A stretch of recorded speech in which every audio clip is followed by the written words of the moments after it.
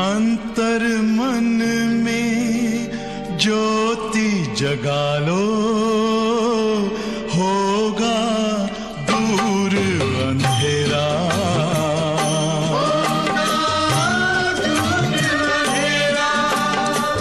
शिव का कर लो ध्यान, आ रहा पावन पुण्य सवेरा।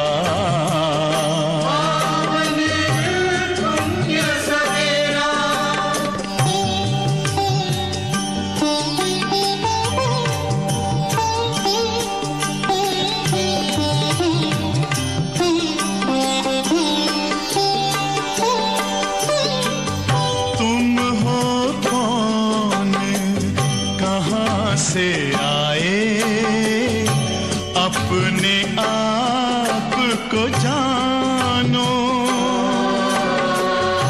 राजयोग के द्वारा अपना परम पिता पहचानो।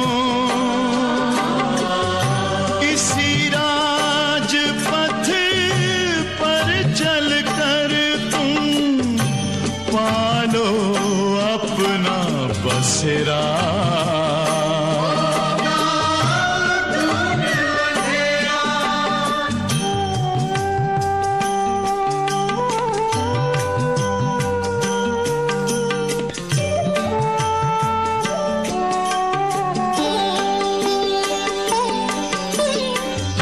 तुम हो आत्मा तन से न्यारे, परमात्मा को प्यारे।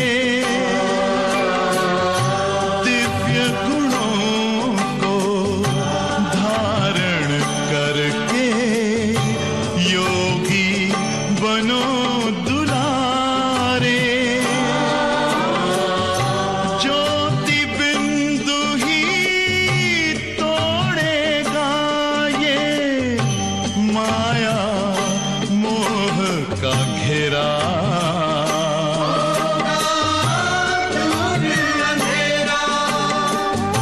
अंतर मन में ज्योति जगा लो, होगा दूर अंधेरा।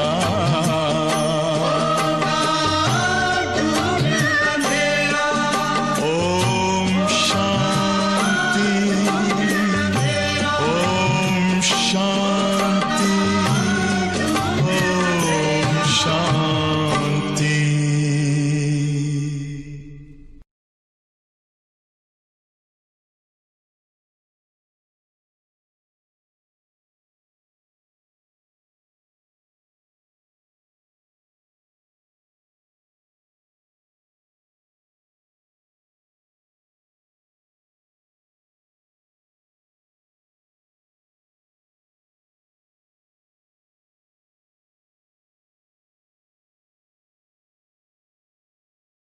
ओम शांति।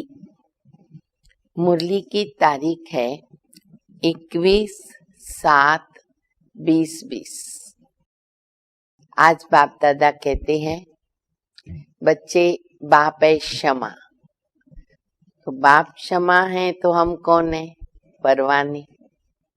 कौन से परवाने? क्षमा के ऊपर मर मिटने वाले। क्योंकि परवाने भी 2-3 प्रकार के होते हैं।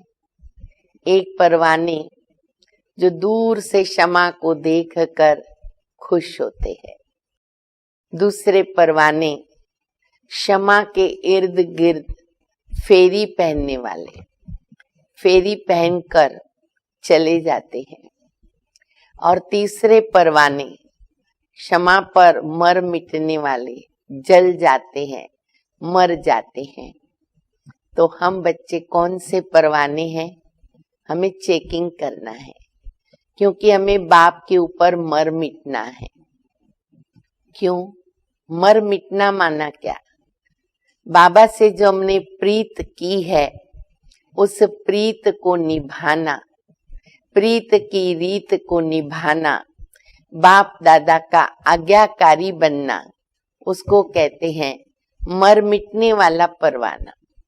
तो हमें ऐसा परवाना बनना है, क्योंकि बाबा हम बच्चों को अपने से भी आगे करते। आज बाबा कहते हैं कि बच्चे देखो, मैं एक ही दुनिया, एक ही लोक का मालिक हूँ, ब्रह्मांड का मालिक हूँ, लेकिन तुम बच्चे डबल मालिक बनते हो। इस दुनिया में भी, सतयुग में तुम विश्व के मालिक हो, और ब्रह्मांड हमारा घर है, उनके भी तुम मालिक हो। फिर बाबा कहते बच्चे तुम्हारी पूजा भी डबल रूप में है, साकार में देवी देवताओं के रूप में भी पूजा है, और फिर निराकार के रूप में बाबा के साथ शालिग्राम बनाकर पूजा करते हैं।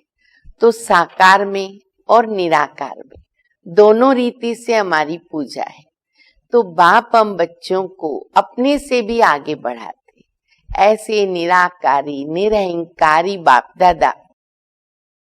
तो हम बच्चों का फर्ज बनता है कि हम ऐसे परवाने बने कि वफादार, ईमानदार, फरमान बरदार रहें और क्षमा के ऊपर मर मिटे। बाप दादा के महावाक्य सुनेंगे। मीठे बच्चे, बाप तुम्हें पढ़ा रहे हैं खूबसूरत देवी देवता बनाने, खूबसूरत देवी देवता बनाने, और खूबसूरती का आधार है पवित्रता। मेन आधार है पवित्रता, जो हमारी आत्मा को खूबसूरत बनाती है। प्रश्न है, रूहानी क्षमा पर जो परवाने फिदा होने वाले हैं, रूहानी क्षमा पर जो परवाने फिदा होने वाले हैं, उनकी निशानी क्या होगी? बाबा ने 3 निशानी बताई है। उत्तर है, फिदा होने वाले परवाने, नंबर 1, क्षमा जो है, जैसी है, उसे यथार्थ रूप से जानते और याद करते हैं। निशानियां चेक करें। जैसा बाप दादा है, शिव बाबा है, क्षमा है, जो है जैसी है, उन्हें जानकर उसे वैसे याद करना। नंबर 2, फिदा होना माना बाप समान बनना। हम परवाने फिदा होने वाले, मर मिटने वाले, माना बाप समान बनना। नंबर 3, फिदा होना माना बाप से भी ऊंच राजाई का अधिकारी बन जाना। ये बाबा ने 3 क्वालिफिकेशन बताई है। क्षमा और परवाने की बात चल रही है, तो आप लोग भी समझ जाएंगे कि मुरली का गीत कौन सा है। याद आ गया ना सभी को? तो सब अपने मन के अंदर गीत को गुनगुनाओ, और बाद में गीत सुनना, क्योंकि पूरे गीत के अंदर बहुत अच्छा अर्थ भरा हुआ है। तो गीत है, महफिल में जल उठी क्षमा परवाने के लिए, जिसको बाबा कई बार याद कराते हैं गीत को। चारों तरफ लगाए फेरे, फिर भी हरदम दूर रहे। और भी आगे बहुत अच्छा गीत है, आप सब सुनना। अभी हम बाबा की मुरली सुनेंगे। ओम शांति। मीठे मीठे रूहानी बच्चों ने ये गीत की लाइन सुनी। कौन समझाते हैं? रूहानी बाप। वह क्षमा भी है। नाम तो ढेर के ढेर रखे, कितने सारे टाइटल्स बाबा को हम देते हैं। बाप की स्तुति भी बहुत करते हैं, स्तुति महिमा बहुत करते हैं। ये भी तो परमपिता परमात्मा की स्तुति है ना, क्षमा है वो। तो ये भी कहना, समझना, महसूस करना ये भी स्तुति में आता है। बाप क्षमा बनकर आए हैं परवानों के लिए। परवाने जब क्षमा को देखते हैं तो उन पर फिदा होकर शरीर छोड़ देते। दिवाली वगैरह आती है तो खास आते हैं, तो बाबा कहते कि वो क्षमा को देखते हैं, आ जाते हैं, शरीर छोड़ देते। अनेक परवाने होते हैं जो क्षमा पर प्राण दे देते हैं। उनमें भी खास जब दीप माला होती है, बत्तियां बहुत जलती है, क्योंकि दीप माला सत्युग का यादगार है। प्रकाश ही प्रकाश, लाइट ही लाइट। झोपड़ी होगी तो भी वो लोग स्पेशल लाइट करेंगे, तोरण लगाएंगे, दीप जलाएंगे। तो बाबा कहते बत्तियां बहुत जलती है ना, तो छोटे छोटे जीव ढेर सारे रात को आके फिर मर जाते हैं।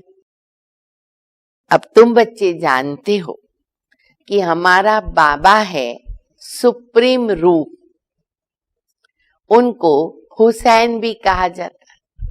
दूसरा भी टाइटल बाबा ने दिया, एक क्षमा है, और दूसरा बाबा कहते हुसैन। बहुत खूबसूरत है, हसीना।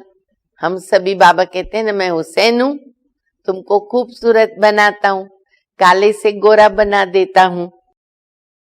तो बहुत ही खूबसूरत बनाते, क्योंकि वो एवर प्योर है। आत्मा प्योर बन जाती है तो उनको शरीर भी प्योर, नेचुरल, सुंदर मिलता है। अभी शरीर भले बाबा ने भी कहा है आज कि दिखने में भले सुंदर भी हो, पर आत्मा तो काली है। जब आत्मा प्योर हो जाती, गोरी हो जाती है, तो शरीर भी वैसा ही मिलता है, सतो प्रधान शरीर मिलता है। तो बाबा हम बच्चों को आकर काले से गोरा बनाते। तो ये देखो कितनी हमारे लिए सौभाग्य की बात है वो साजन। कौन सी सजनी पसंद किया? मैं काली सजनी। कैसी आत्मा बन गई, मैं पतित बन गई, और बाबा ने मुझे पसंद किया और मुझे गोरा बना रहा है। कितनी खुशी की बात है। तो बाबा कहते हैं कि जब आत्मा सुंदर होगी तो शरीर भी सुंदर। शांति धाम में आत्माएं पवित्र रहती हैं। फिर जब यहाँ आती हैं पाठ बजाने, तो सतो प्रधान, सतो, रजो, तमो में आती। 4 स्टेजेस फिक्स है, चाहे चैतन्य आत्मा, चाहे जड़ वस्तु, 4 स्टेजेस सभी पार करते।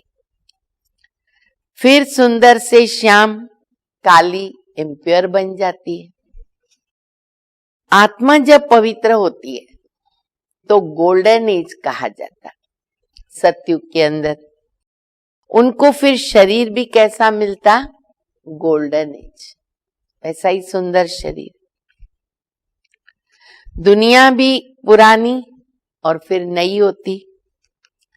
वही हसीन परमपिता परमात्मा जिसको भक्ति मार्ग में बुलाते हैं, हे शिव बाबा, तो वो है निराकार परमपिता परमात्मा। वो आया हुआ है। क्यों आया है?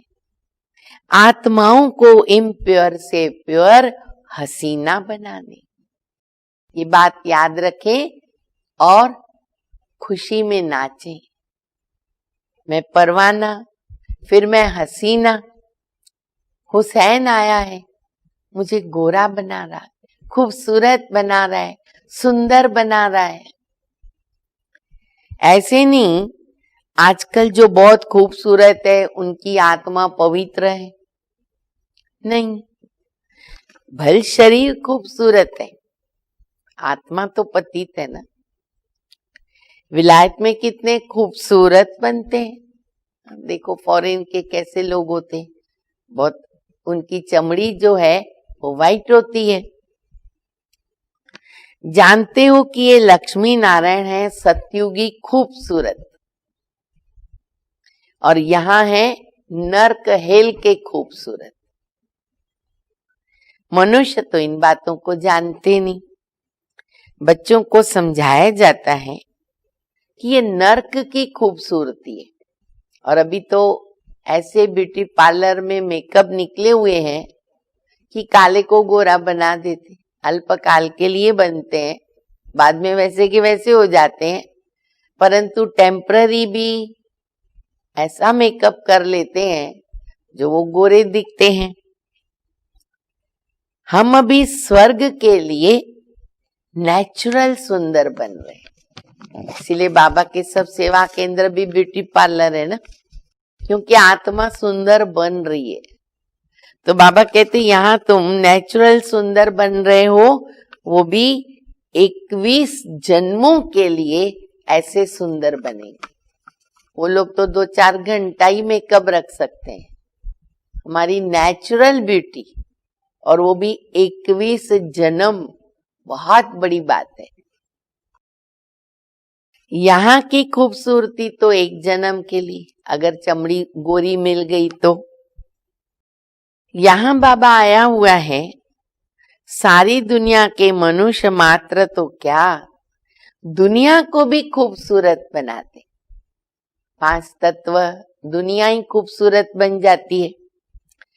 सतयुग नई दुनिया में थे ही खूबसूरत देवी देवताएं। अब वो बनने के लिए तुम पढ़ते हो, इसके लिए हम बच्चे पढ़ाई पढ़ रहे। बाप को क्षमा भी कहते, परंतु है तो परमात्मा। जैसे तुमको आत्मा कहते हैं वैसे उनको परमात्मा है, तो वो भी आत्मा परम है, एवर प्योर है।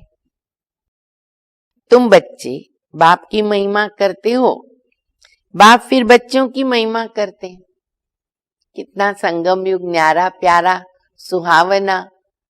हम बच्चे बाबा की महिमा करते, बाबा तो है ही महिमा के योग्य। हम बच्चे नहीं हैं, अभी बन रहे हैं, फिर भी बाबा हमारी कितनी महिमा करते, गुणगान करते हम बच्चों का, कितने स्वमान, कितने वरदान देते हैं। तुमको मैं ऐसा बनाता हूं जो मेरे से भी तुम्हारा मर्तबा ऊंच हो जाता। देखो बाबा कितने निरंकारी, और कितने बाबा खुश होते बच्चे आगे बढ़ते। तो बाबा कहते मैं तुमको मेरे से भी ऊंचा मर्तबा दिलाता हूं। मैं जो हूं, मैं जैसा हूं, जैसे मैं पाठ बजाता हूं, ये और कोई नहीं जानता। अभी तुम बच्चे जानते हो कि कैसे हम आत्माएं पाठ बजाने के लिए परम धाम से आती हैं। हम शूद्र कुल में थे, फिर अभी ब्राह्मण कुल में आए, तो ये भी तुम्हारा वर्ण है। और धर्म वालों के लिए ये वर्ण नहीं है।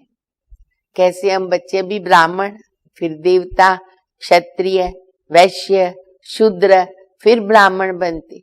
तो ये बाबा कहते बच्चे तुम देवी देवता धर्म वालों की बात है, उनों के तो वर्ण होते नहीं, उनका तो एक ही वर्ण होता है। अन्य धर्म वालों का जैसे क्रिश्चियन ही चले आते हैं, हाँ उनमें भी सतो रजो तमो में तो आते ही। हर आत्मा को ये अवस्थाएं पास करनी होती है। बाकी वर्ण सिर्फ बाबा कहते बच्चे तुम्हारे लिए। सृष्टि भी सतो रजो तमो में आती, चाहे 5 तत्व हो, चाहे कोई भी वस्तु हो। जैसे मान लो आत्मा ने जन्म लिया, पहले बच्चा, फिर जवान, फिर गृहस्थी, फिर बुढ़े, वृद्ध, फिर शरीर छोड़ना पड़ता। उसमें भी 4 अवस्थाएं। अच्छा, फिर हम देखते 24 घंटे में सुबह होती, दोपहर होती, शाम होती है, रात होती है, फिर सुबह को होना है, आना ही है उनको। तो ये 4 अवस्थाओं में हर चीज पास होती। तो बाबा कहते कि सृष्टि भी ऐसे सतो प्रधान, सतो रजो तमो में आती है। ये सृष्टि चक्र बेहद का बाप बैठ करके समझाते हैं। जो बाबा ज्ञान का सागर है, पवित्रता का सागर है, खुद कहते मैं पुनर्जन्म नहीं लेता हूं। भले शिव जयंती भी मनाते हैं, परंतु मनुष्यों को पता नहीं कि वो कब आते, कैसे आते हैं। उनकी जीवन कहानी ही नहीं जानते हैं। बाबा कहते हैं, मैं जो हूं, मेरे में क्या पार्ट है, सृष्टि चक्र कैसे फिरता है, ये तुम बच्चों को मैं कल्प कल्प समझाता हूं। जब बाबा आवे, हमें ज्ञान सुनावे, तब हमें समझता है। हम ब्राह्मणी जानते हैं, तुम जानते हो। हम सीढ़ी उतरते उतरते तमो प्रधान बने। 84 जन्म भी तुम लेते हो। पिछाड़ी में जो आते हैं उनको भी सतो रजो तमो में आना है। ये मुरली का राज, ज्ञान का राज बुद्धि में बिठाना है। चाहे आत्मा एक जन्म के लिए उतरी, सतो रजो तमो में उसको आना ही है। ये एक नियम है, कायदा है।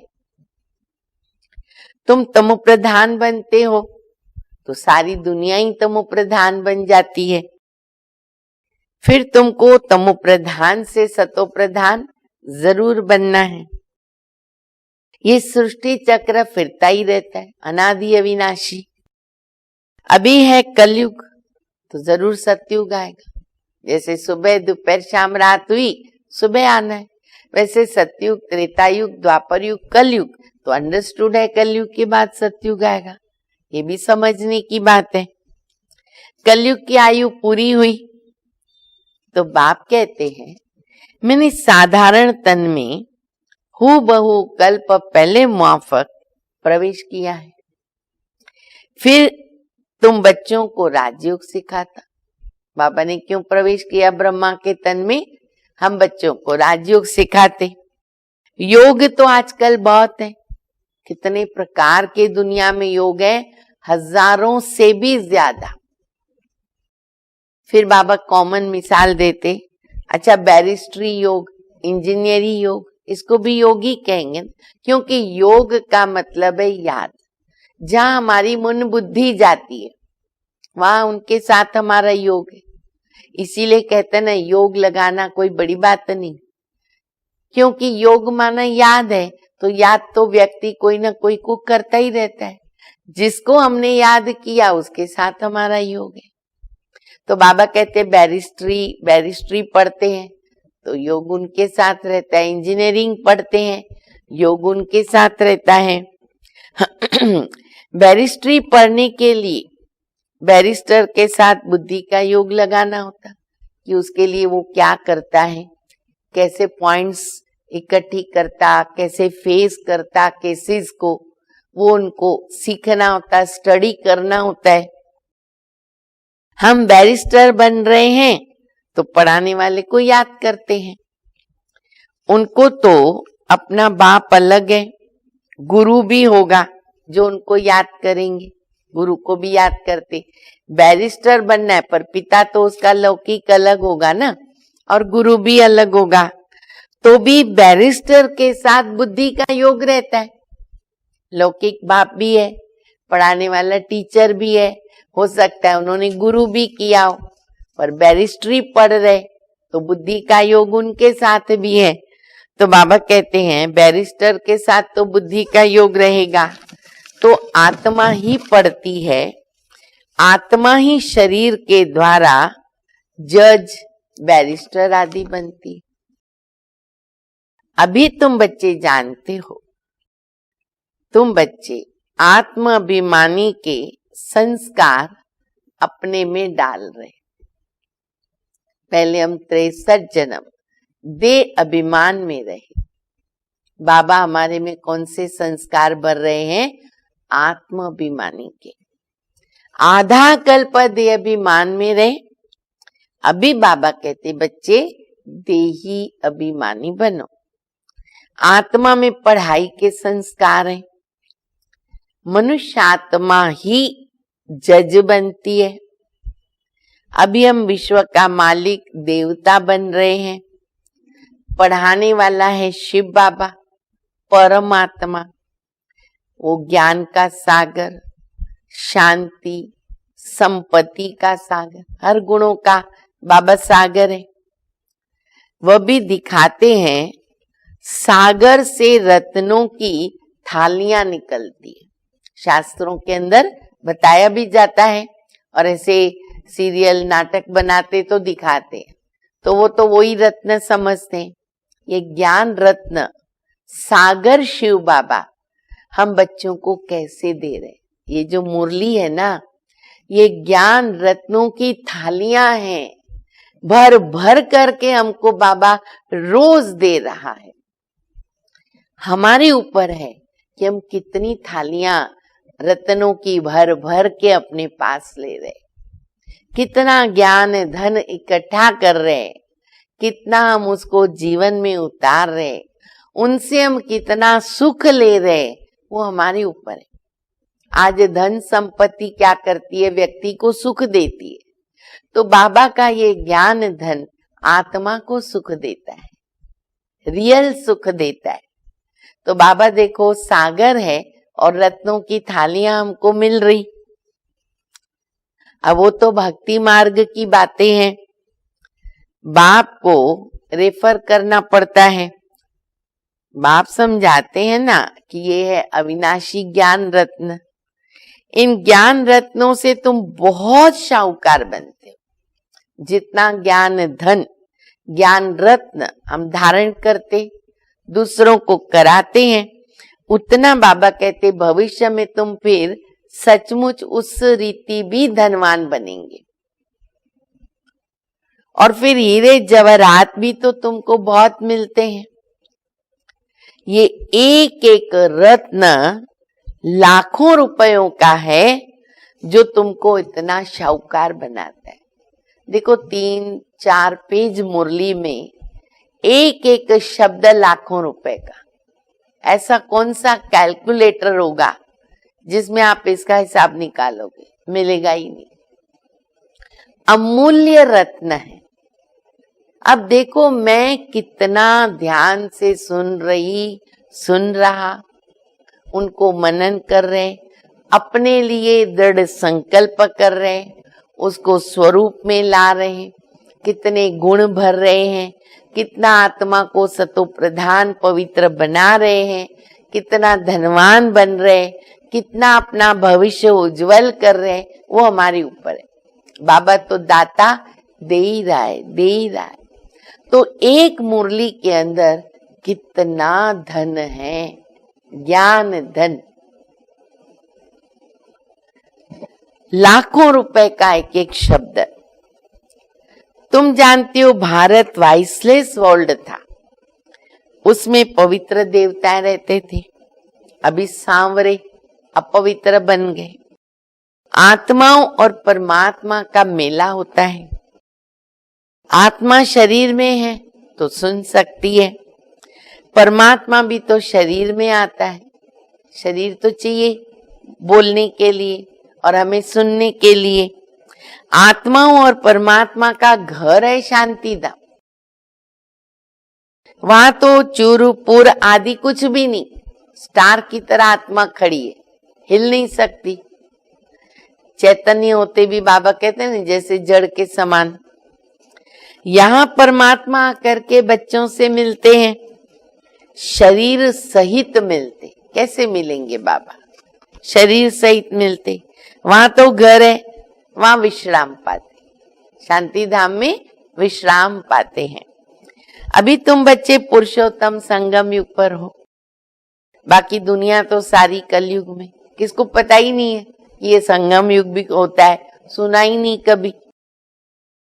बाप बैठ समझाते हैं भक्ति मार्ग में खर्चा बहुत करते हैं, चित्र भी बहुत बनाते हैं, बड़े बड़े मंदिर भी बनाते, मंदिर बनाएंगे, चित्र बनाएंगे, क्या क्या नहीं बनाते। तो भक्ति मार्ग में दान पुण्य आदि, यज्ञ हवन, तीर्थ यात्रा, कितना खर्च होता है, कोई कम खर्च नहीं होता। बड़े बड़े मंदिर बनाते हैं। नहीं तो कृष्ण का चित्र तो घर में भी रख सकते हैं, बहुत सस्ते चित्र होते हैं, फिर भी इतना दूर दूर मंदिरों में क्यों जाते? इसलिए कई बाबा के बच्चे कहते हैं ना कि हम घर बैठे ही सब करेंगे, सेंटर पे जाने का जरूरत नहीं। लोग मंदिर में क्यों जाते, घर में भी तो चित्र रख सकते, बहुत फर्क पड़ता। और अभी देखो वो समय आया है कि आप अपने घर में बैठे हो, तो बाबा कहते घर को मंदिर बनाओ अपने योग बल से।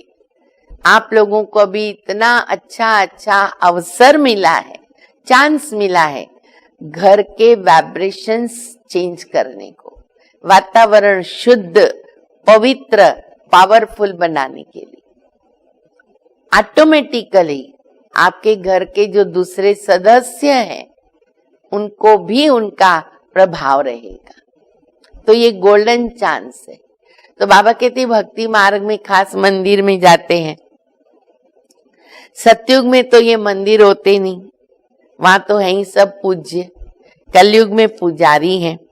तुम अभी संगम युग पर पूज्य देवता बन रहे हो, अभी तुम ब्राह्मण बने हो।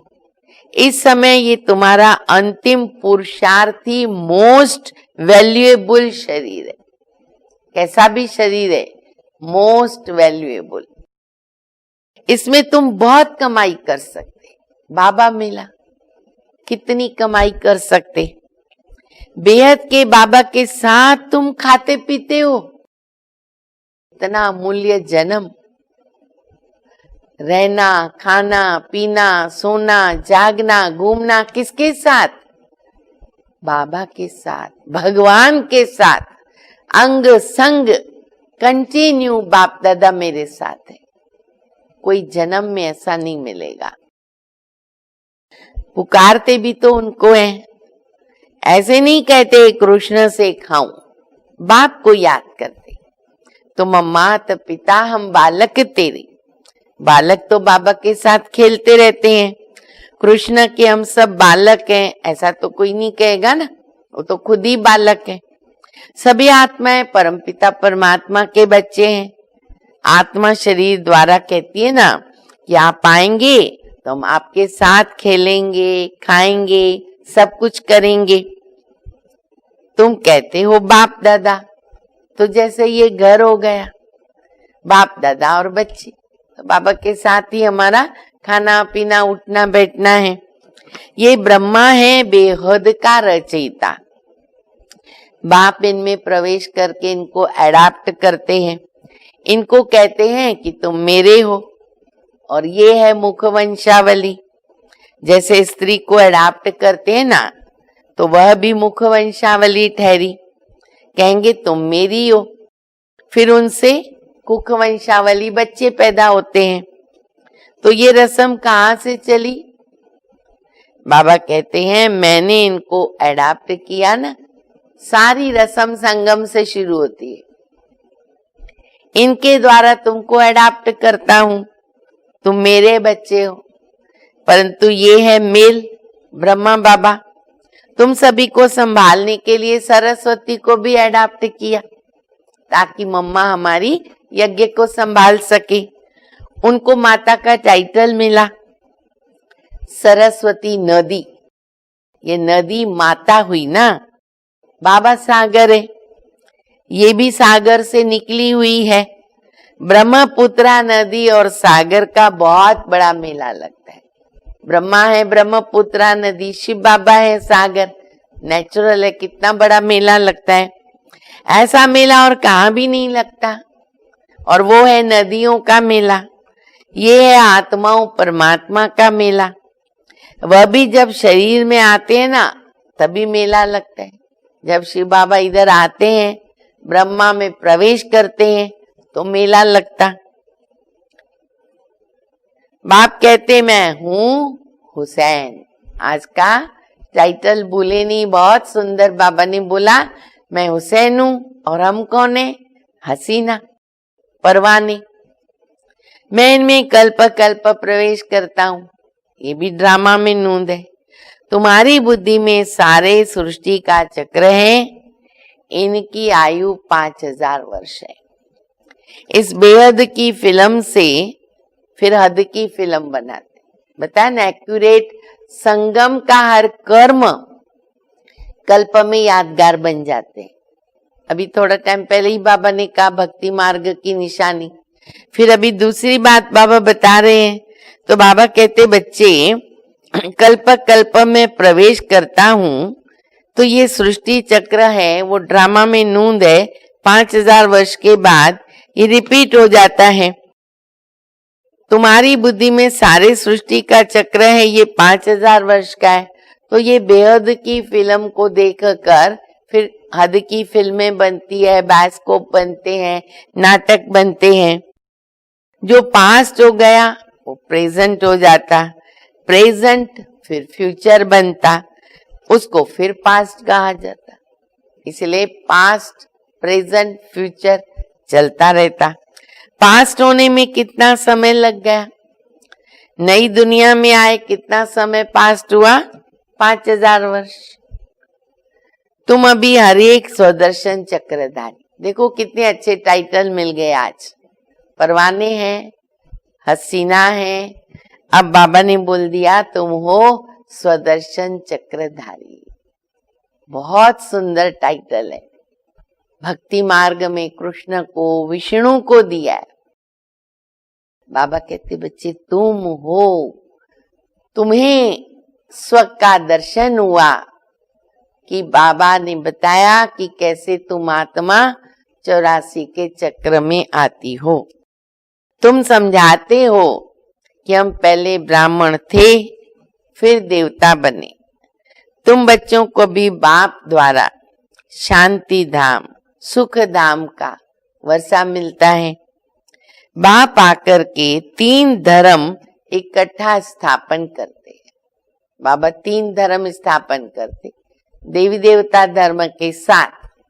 फिर बाबा कहते अभी तो मैं तुमको पहले ब्राह्मण बनाता हूँ, ब्राह्मण से फिर हम देवता बनते, और ये वर्षा हमारा त्रेता के अंत तक चलता है। तो त्रेता में हम क्षत्रिय बनते। तो ब्राह्मण देवता क्षत्रिय, ये 3 धर्म बाबा एक साथ स्थापन करते। बाकी तो सबका विनाश करा देते हैं। वापस ले जाने वाला तुमको सतगुरु बाप मिला, बुलाते भी हैं हमको सदगति में ले जाओ, शरीर को खलास कराओ, ऐसी युक्ति बताओ जो हम शरीर छोड़कर बस शांति धाम चले जाएं। गुरु के पास भी तो मनुष्य इसीलिए जाते ना, मुक्ति मिले, मोक्ष मिले। परंतु वह गुरु तो शरीर से छुड़ाकर साथ में नहीं ले जा सकता, खुद चला जाएगा, शिष्य यहीं रह जाएंगे।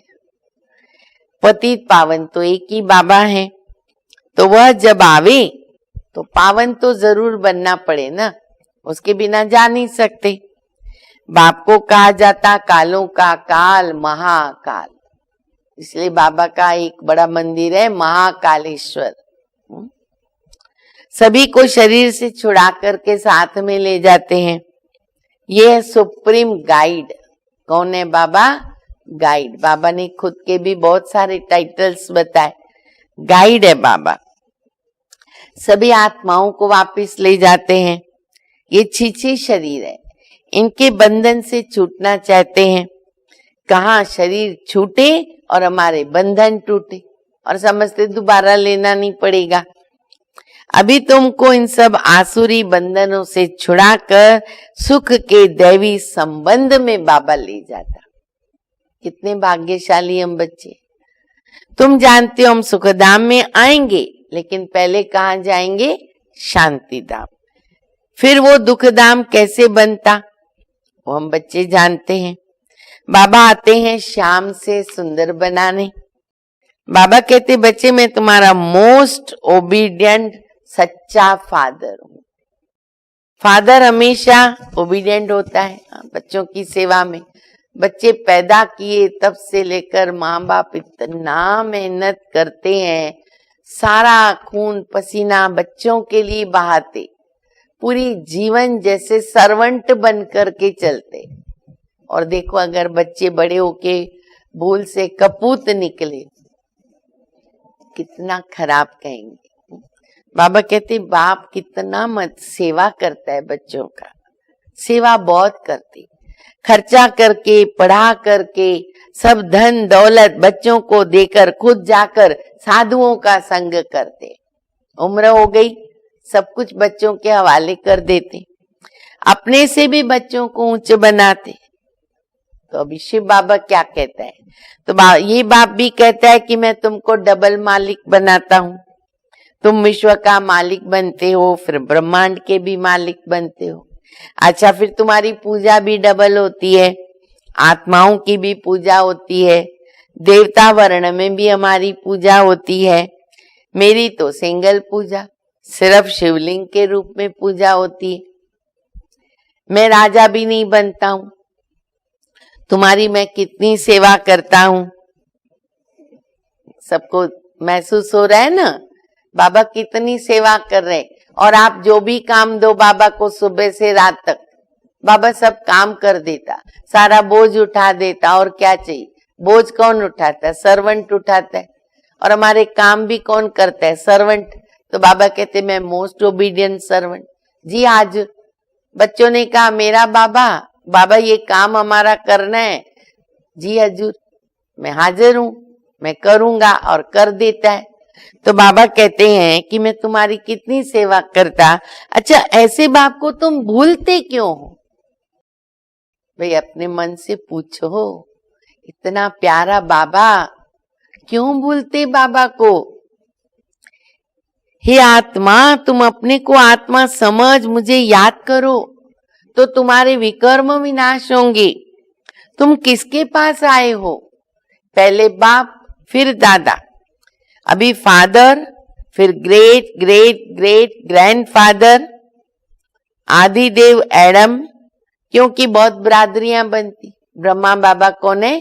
ग्रेट ग्रेट ग्रेट, जितनी बार बोलो उतना कम, उतना ग्रेट ग्रेट ग्रैंडफादर। शिव बाबा तो कोई ग्रेट ग्रेट ग्रैंडफादर नहीं ना, उसको थोड़ी कहेंगे ग्रेट फादर। हर बात में तुमको बाबा ऊंच बनाता है, ऐसा बाबा मिलता है, फिर तुम क्यों भूलते हो? दूसरी बार बाबा पूछ रहे, जवाब दो बाबा को। भूलेंगे तो पावन कैसे बनेंगे बच्चे? बाप पावन बनाने की युक्ति बताते हैं। अरे इस याद से ही खाद निकलेगी।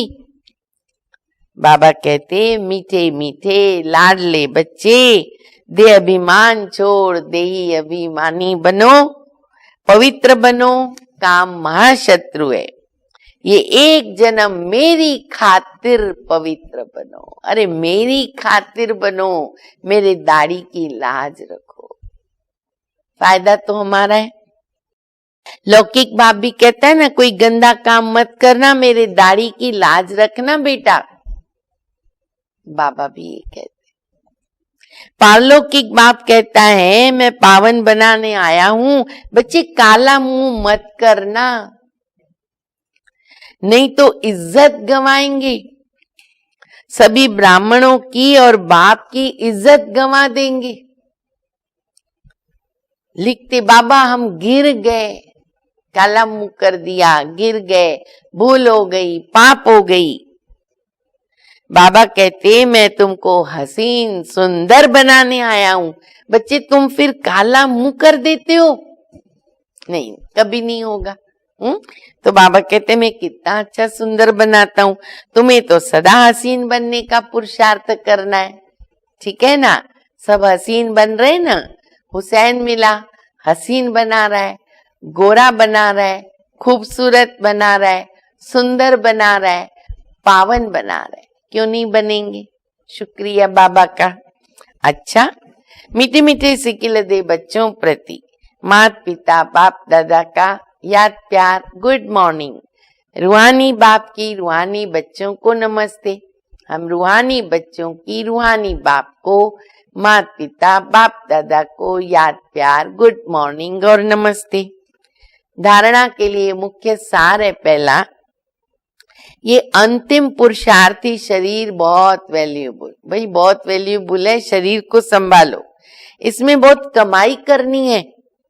बेहद के बाबा के साथ खाते हैं, पीते हैं, उठते हैं, बैठते हैं, खेलते हैं, सर्व संबंधों की अनुभूति करनी है।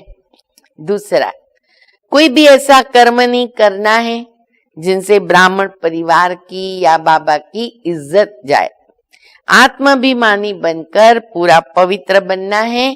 याद से पुरानी खाद निकालनी है। वरदान है, कलयुगी दुनिया के दुख शांति का नजारा देखते हुए सदा साक्षी बेहद के वैरागी भव। कलयुगी दुनिया का दुख शांति का नजारा देखकर कैसा रहना है? साक्षी बेहद के वैरागी। इस कलयुगी दुनिया में कुछ भी होता है, लेकिन आपकी सदा चढ़ती कला। दुनिया के लिए हाहाकार और आपके लिए जय जयकार।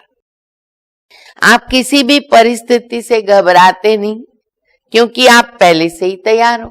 मालूम है सब कुछ। साक्षी होकर हर प्रकार का खेल देख रहे। कोई रोता है, कोई चिल्लाता है। साक्षी होकर देखने में मजा आता। पिक्चर में कोई रोएगा तो हम रोएंगे क्या? हाँ, कोई कोई रो लेता है जो रियल समझता है, पर उनका तो नाटक होता है ना, तो मनोरंजन करते हैं। जो कलयुगी दुनिया के दुख शांति का नजारा साक्षी होकर देखते हैं ना, वो सहज बेहद के वैरागी हो जाते। कोई असर नहीं उनको, लेप छेप नहीं लगता है, न्यूट्रल रहते हैं, साक्षी स्थिति में रहते, और वो बहुत जरूरी है। स्लोगन है, कैसी भी धरनी तैयार करनी है तो वाणी के साथ वृत्ति से सेवा करो। बाबा कहते हैं कैसी भी धरनी तैयार करनी है तो वाणी के साथ वृत्ति से भी सेवा करो, क्योंकि वृत्ति फाउंडेशन है ना। तो वैसी वृत्ति अगर शुद्ध पावरफुल होगी तो ऑटोमेटिकली पूरा वातावरण शुद्ध हो जाता। अच्छा, ओम शांति।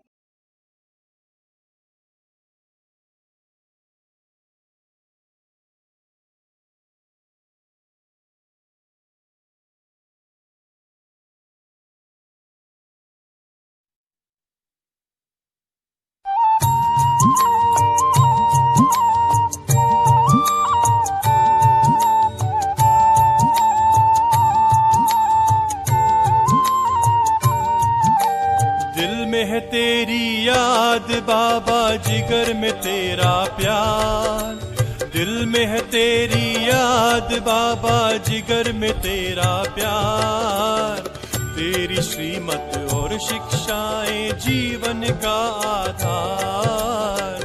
तेरी श्रीमत और शिक्षाएं जीवन का आधार। दिल में है तेरी याद बाबा, जिगर में तेरा प्यार। तेरी श्रीमत और शिक्षाएं